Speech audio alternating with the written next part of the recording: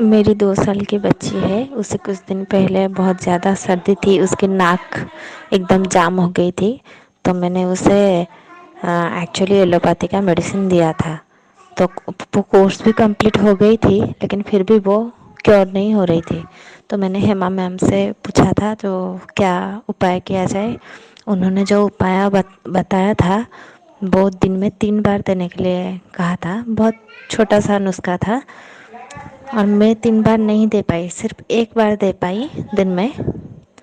अगले ही दिन मतलब जैसे जादू हो गया, वो 90% तक ठीक हो गई।